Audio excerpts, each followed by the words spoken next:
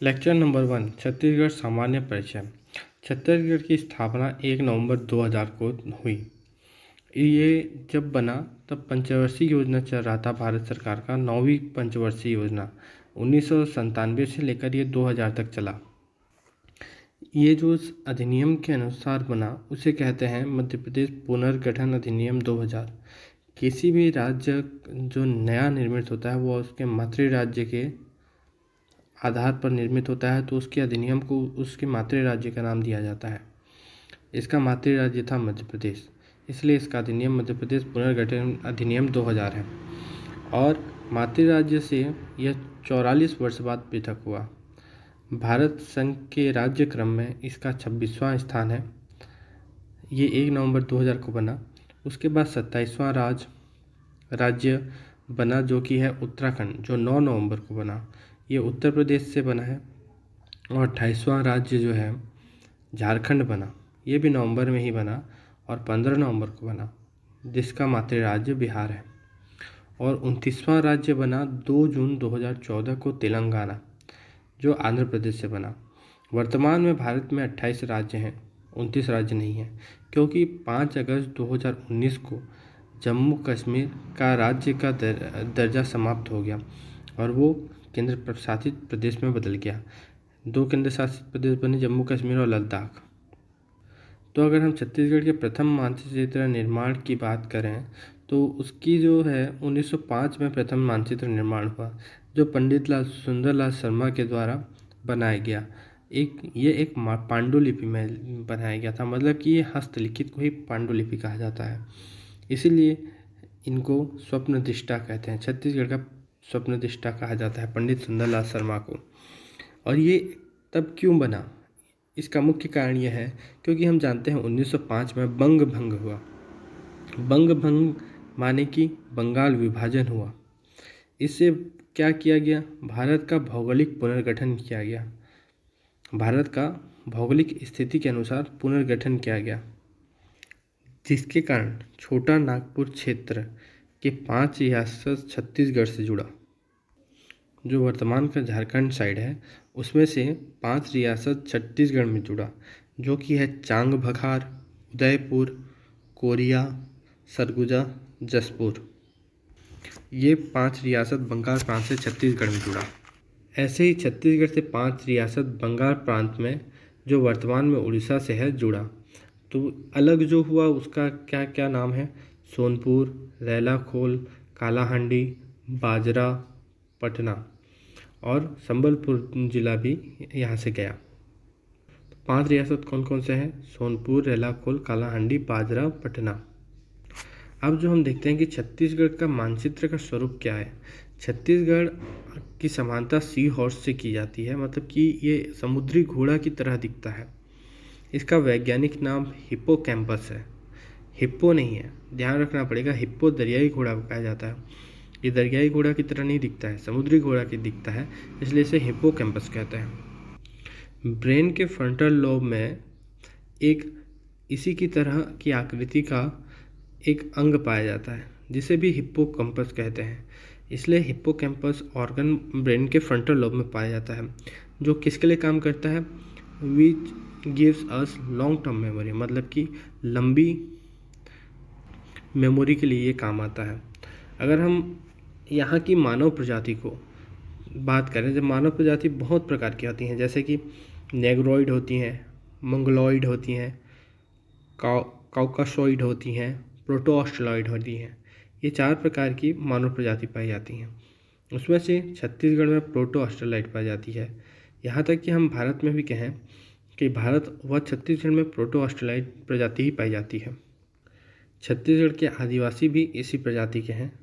कुछ अंडमान निकोबार में निग्रोइड के समान पाए जाते हैं, लेकिन मुख्यतः भारत में मुख्य भूमि में प्रोटोऑस्ट्रेलॉइड ही पाए जाते हैं।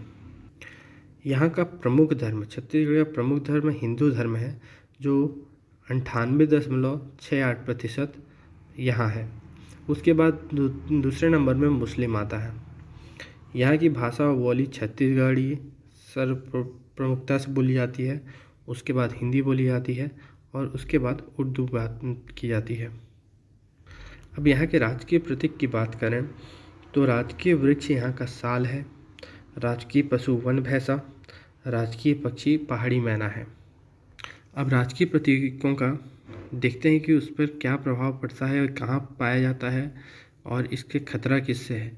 तो जैसे राजकीय वृक्ष की बात करें जिसे साल या सरई कहते हैं, इसका वैज्ञानिक नाम है सोरिया रोबस्टा।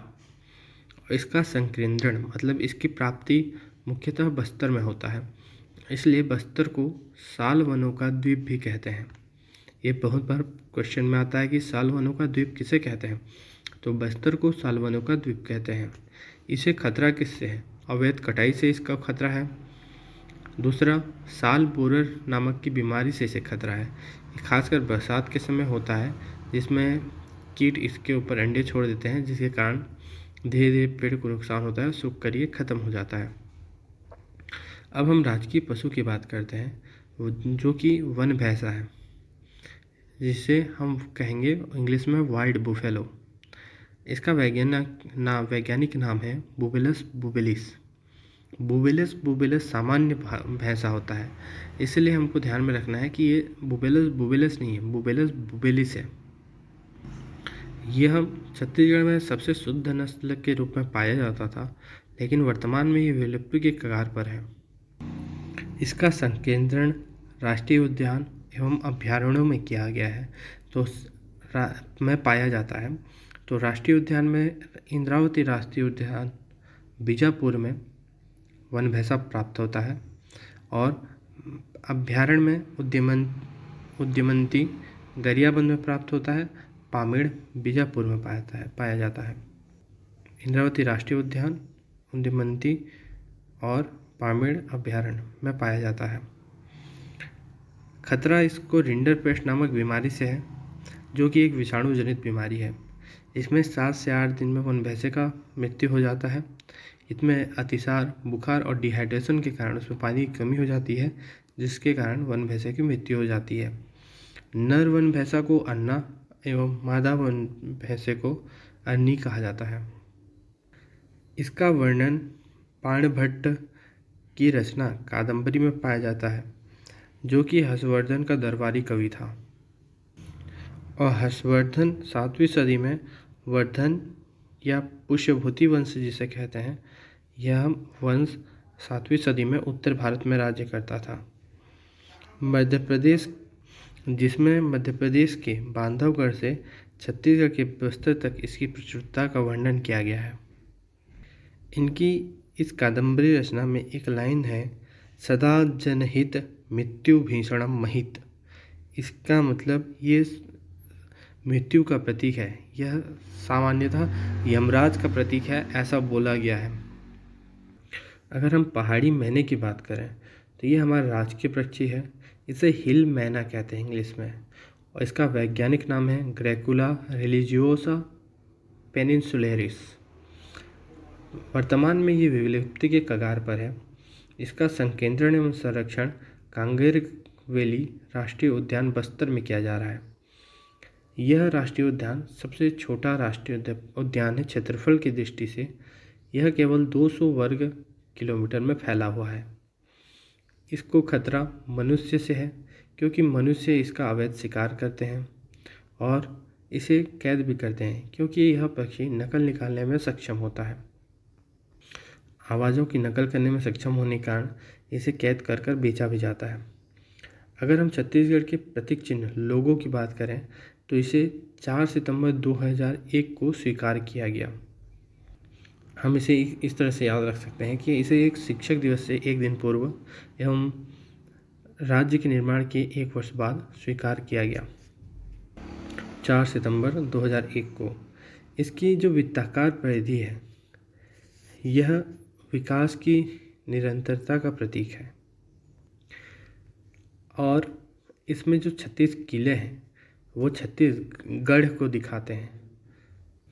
शिवनाथ नदी के दाईं ओर 18 और बाईं ओर 18 गढ़ हैं, जिसके कारण इसे छत्तीसगढ़ कहा गया है। इसे ये दर्शाता है, यह 36 किलों का रंग हरा रंग है, जो छत्तीसगढ़ की वन संपदा, सुंदरता, प्राकृतिक समृद्धि को प्रदर्शित करता है।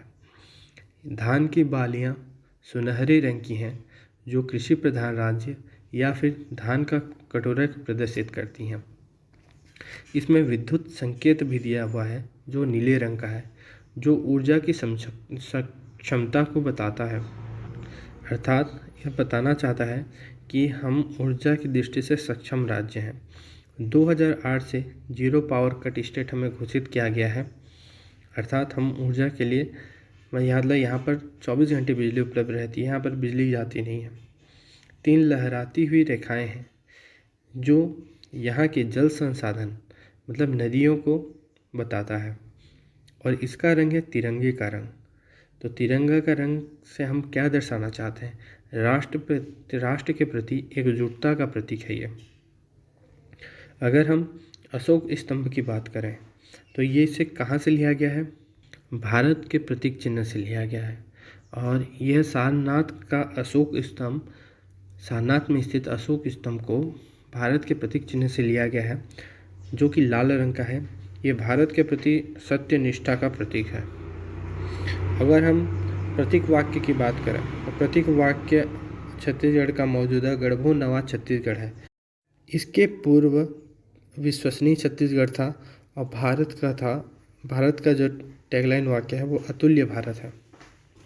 छत्तीसगढ़ का क्षेत्रफल 194 किलोमीटर स्क्वायर के तौर पर हम याद रख सकते हैं, मतलब 1,35,194 वर्ग किलोमीटर है। मध्य प्रदेश के क्षेत्रफल का ये 30.47% है। छत्तीसगढ़ मध्य प्रदेश के क्षेत्रफल का 30.47% है एवं भारत के क्षेत्रफल का 4.11% है। क्षेत्रफल की दृष्टि से भारत में इसका स्थान 10वां है। 9वें स्थान पर उड़ीसा आता है और 11वें स्थान पर तमिलनाडु आता है। तो क्षेत्रफल की दृष्टि से भारत में स्थान इसका 10वां है। विश्व में इसके समान क्षेत्रफल वाला एक देश है, इसकी तरह दिखने वाला नहीं, इसके समान क्षेत्रफल वाला देश है, जो है यूनान, जिसे ग्रीस भी कहा जाता है। यहाँ का सबसे बड़ा जिला है राजनांदगांव और सबसे छोटा जिला दुर्ग है। छत्तीसगढ़ की जनसंख्या है 2,55,45,198, जो कि 2011 की जनगणना के आधार पर आधारित है। भारत की जनसंख्या 1,21,00,00,000 है। भारत की जनसंख्या का यह 2.11% है। देश में इसका स्थान जनसंख्या के आधार पर 16वां स्थान है। कहा जाता है कि छत्तीसगढ़ राज्य के निर्माण के लिए 84वां संविधान संशोधन हुआ, लेकिन ऐसा नहीं है, क्योंकि नवीन राज्यों का निर्माण का अधिकार संसद को होता है। वह भी अनुच्छेद 3 के तहत राज्यों का निर्माण करता है। 84वां संविधान संशोधन इसलिए हुआ क्योंकि ये अनुसूची 1 के अंतर्गत आता है, जिसमें भारत और राज्य का उल्लेख होता है। तो इस अनुसूची 1 में भारत और राज्य का जहां उल्लेख होता है, वहां उस अनुसूची 1 में छत्तीसगढ़ का नाम दर्ज कराने के लिए 84वां संविधान संशोधन हुआ। अब हम नेक्स्ट वीडियो पढ़ रहे हैं, जो कि है छत्तीसगढ़ की भौगोलिक स्थिति। अब छत्तीसगढ़ की भौगोलिक स्थिति पढ़ने से पहले विश्व का हमको भौगोलिक स्थिति कैसे पढ़ा जाता है उसको देखना पड़ेगा। तो हम जब ग्लोब को देखते हैं तो ग्लोब गोलाकार आकृति में दिखती है, जिसमें ऊर्ध्वाधर और क्षैतिज रेखाएं खींची हुई दिखती हैं। ऊर्ध्वाधर रेखाएं मतलब कि ऊपर से नीचे की ओर जो रेखाएं खींची रहती हैं उसे ऊर्ध्वाधर रेखाएं कहते हैं। इनकी संख्या 360 होती है। इसे पश्चिम और पूर्व में बांटा जाता है, बाईं ओर पश्चिम और दाहिने ओर पूर्व। अब इस ऊर्ध्वाधर रेखाओं से हम क्या करते हैं? समय का निर्धारण करते हैं।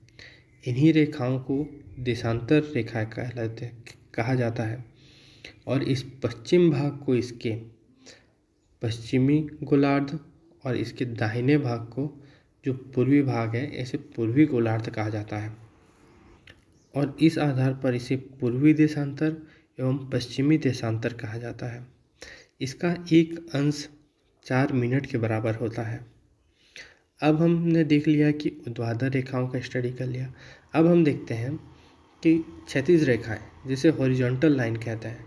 ऊर्ध्वाधर रेखाओं को इंग्लिश में क्या कहा जाता है? वर्टिकल लाइंस कहा जाता है। अगर क्षैतिज रेखाओं, जिसे हॉरिजॉन्टल लाइंस कहते हैं, भौगोलिक स्थिति का वर्णन करता है। ये किसी भी देश की भौगोलिक स्थिति का वर्णन इसके आधार पर किया जाता है। इसे अक्षांशीय रेखाएं कहा जाता है। जैसा कि हम जानते हैं कि ऊर्ध्वाधर रेखाओं को देशांतर कहा जा रहा था, उसी प्रकार क्षैतिज रेखाओं को अक्षांशीय रेखाएं कहा जाता है। उत्तरीय अक्षांश एवं दक्षिणी अक्षांश में इसे बांटा गया है। उत्तरीय गोलार्ध को में पाए जाने वाले अक्षांशीय रेखाओं को उत्तरीय अक्षांश एवं दक्षिणी गोलार्ध में पाए जाने वाले अक्षांशीय रेखाओं को दक्षिणी अक्षांश कहते हैं। ऊपर के भाग को उत्तरी गोलार्ध कहा जाता है, नीचे के भाग को दक्षिणी गोलार्ध कहा जाता है। इसमें 180 रेखाएं होती हैं, जो क्रमशः मध्य के लाइन को हम क्या कहेंगे? 0 डिग्री बनाते हुए जो लाइन गुजर रहा है उसे हम भूमध्य रेखा कहते हैं, या इसे विषुवत रेखा भी कहते हैं। इसमें उसके ऊपर 90 रेखाएं पाई जाती हैं, जो क्रमशः 1 डिग्री 2 डिग्री करते हुए 90 डिग्री तक पाया जाता है। जिसके आखिरी रेखा के मध्य में जो रहता है भाग, उसे नॉर्थ पोल कहते हैं। मतलब उत्तरीय पोल होगा, वो उत्तरीय ध्रुव होगा। और नीचे भाग में ऐसे ही जहाँ पर से 90 डिग्री का मध्य भाग होता है, उसे साउथ पोल या फिर उसे दक्षिणी ध्रुव कहा जाता है। अक्षांशों की संख्याएं 180 हम रेखाएं हैं तो 180 नहीं कह देंगे। अक्षांशीय रेखाएं 179 रेखाएं हैं, क्योंकि इसे होना तो 178 चाहिए। क्यों? क्योंकि इसके अंतिम में जो 2 रेखाएं हमने ज्ञात किया वो बिंदु हैं, रेखाएं नहीं हैं, क्योंकि उसे पोल में जो है उसको बिंदु के रूप में लिया गया है। इस प्रकार इसको जोड़ने पर 180 हो जा रहा है। लेकिन मध्य में एक 0 डिग्री का रेखा गुजरा है, उसे तो हमने नहीं जोड़ा। इसी कारण इसमें कुल 181 अक्षांश पाई जाती हैं, जिसमें से 179 रेखाएं होती हैं। 0 डिग्री को जोड़ने पर 179 रेखाएं हो गई और 2 बिंदु अक्षांश पाए जाते हैं। और जैसे कि हम जानते हैं ऊर्ध्वाधर रेखा से समय का निर्धारण किया जाता है, तो विश्व का मानक समय रेखा जो 0 डिग्री है वो लंदन के ग्रीनविच शहर से गुजरती है, जहाँ जो 0 डिग्री देशांतर रेखा है जहाँ से गुजरती है। इस कारण इसे ग्रीनविच रेखा भी कहते हैं। अब हम नेक्स्ट कॉन्सेप्ट पे जाते हैं। अगर विश्व का ग्लोब को देखा जाए तो भूमध्य रेखा से 23.5 डिग्री ऊपर की ओर जाने पर उत्तरी अक्षांश रेखा पाई जाती है, और विश्व के भूगोल में 0 डिग्री से नीचे की ओर आने पर 23.5 डिग्री में दक्षिणी अक्षांश रेखाएं पाई जाती है। ऊपरी उत्तरी अक्षांश रेखा को 23.5 डिग्री वाले को कर्क रेखा कहा जाता है, और दक्षिणी अक्षांश 23.5 डिग्री के रेखा को मकर रेखा कहा जाता है। इन दोनों के मध्य में जो आता है भाग उसे उष्णकटिबंधीय क्षेत्र कहा जाता है, जो कि मध्य का भाग है। और इसके ऊपर के भाग को उत्तरीय शीतोष्ण कटिबंध कहते हैं, और सबसे ऊपरी भाग को उत्तरीय शीत कटिबंध कहते हैं। उसी प्रकार उष्णकटिबंधीय क्षेत्र के नीचे क्षेत्र को दक्षिणी शीतोष्ण कटिबंध और सबसे निचले क्षेत्र को दक्षिणी शीत कटिबंध कहते हैं। उष्णकटिबंध में हमेशा मौसम परिवर्तित होता है। मौसम परिवर्तन केवल और केवल उष्णकटिबंधीय क्षेत्र में पाए जाने वाले राष्ट्रों में देखने को मिलता है। ऐसा क्यों होता है, इसका अध्ययन हम करेंगे। इसके अलावा किसी में भी मौसम परिवर्तन नहीं देखने मिलता है, वहाँ हमेशा शीत का माहौल रहता है। अब भारत की स्थिति ऐसी है कि ये उष्णकटिबंधीय क्षेत्र में पाया जाता है। इसके मध्य से कर्क रेखा होकर गुजरता है। मतलब कि अगर हम इसे गोलार्ध में अगर देखना चाहें तो यह उत्तरीय गोलार्ध में पाया जाता है, और ये पूर्वी गोलार्ध में पाया जाता है। अगर इसे ऊर्ध्वाधर रेखाओं के या देशांतर रेखाओं के अनुसार पश्चिम और पूर्वी में बांटना चाहें तो ये पूर्वी गोलार्ध में पाया जाएगा, और इसे क्षैतिज रेखाओं या अक्षांशीय रेखाओं के आधार पर देखना चाहें तो ये किस में पाया जाएगा, उत्तरी गोलार्ध में। तो भारत कहाँ पर स्थित है, उत्तर पूर्वी गोलार्ध में स्थित है। तो अगर भारत उत्तरी पूर्वी गोलार्ध में स्थित है तो छत्तीसगढ़ भी उत्तर पूर्वी गोलार्ध में स्थित है। तो कभी भी इसमें देशांतर रेखाएं गुजरेंगी तो वो कौन सी रेखाएं होंगी, वो पूर्वी देशांतर रेखाएं होंगी। और कभी भी अक्षांशीय रेखाएं गुजरेंगी भारत या छत्तीसगढ़ से तो हमेशा वो उत्तरी अक्षांशीय रेखाएं ही होंगी। तो हमने जैसे देखा कि सूर्य को अगर हम माने एक लाइट की तरह और पृथ्वी को एक बॉल की तरह माने, तो अगर हम एक टॉर्च को ऑन करते हैं तो क्या होता है कि उसका मध्य भाग से तेज़ रोशनी निकलती है जो बॉल के मध्य भाग में ज़्यादा पड़ेगी। तो ऐसा ही सूर्य और पृथ्वी के साथ भी होता है। उसकी तीक्ष्ण जो तीव्रता वाली लाइट होती है, किरणें होती है, वो पृथ्वी के मध्य में जाकर लगती हैं, क्योंकि पृथ्वी 23.5 डिग्री अपने अक्ष पर झुका हुआ है। इसके कारण क्या होता है, वह अपने जो तीव्र किरणें हैं उसे एक क्षेत्र की ओर ज़्यादा प्राप्त करता है। या तो वो कर्क रेखा की ओर ज़्यादा प्राप्त करेगा या मकर रेखा की ओर ज़्यादा प्राप्त करेगा। तो ऐसा इसलिए होता है क्योंकि पृथ्वी 23.5 डिग्री झुकी हुई है। तो जब पृथ्वी अपने अक्ष पर घूर्णन करती है तो क्या होता है कि जब तीव्रता उत्तरी अक्षांश पर पड़ती है तो वहाँ से तीव्रता धीरे धीरे होकर क्या होती है, दक्षिणी अक्षांश की ओर भी आती है। तो इसे सूर्य का दक्षिणायन होना कहलाता है। मतलब कर्क से मकर की ओर आना वो क्या कहलाएगा, सूर्य का दक्षिणायन होना कहलाएगा। लेकिन अगर तीव्रता फिर और नीचे नहीं जाकर 23.5 डिग्री दक्षिणी अक्षांश से उत्तरी अक्षांश की ओर बढ़ने लगती है, इसे सूर्य का उत्तरायण होना कहलाता है। तो उत्तरायण और दक्षिणायन का अर्थ ये हुआ कि उत्तरायण में क्या होगा, मकर से कर्क की ओर तीव्रता सूर्य की किरणों का जाएगा, लेकिन दक्षिणायन में कर्क रेखा से मकर रेखा की ओर आएगा। और यह इसलिए हो रहा है क्योंकि यहाँ पर पृथ्वी अपने अक्ष से 23.5 डिग्री भी झुकी हुई है, जिसके कारण उस जब रोटेट करता है तो उसमें उसके सूर्य की अक्ष से जो किरणें निकल रही है उसमें थोड़ा रोटेशन आता है।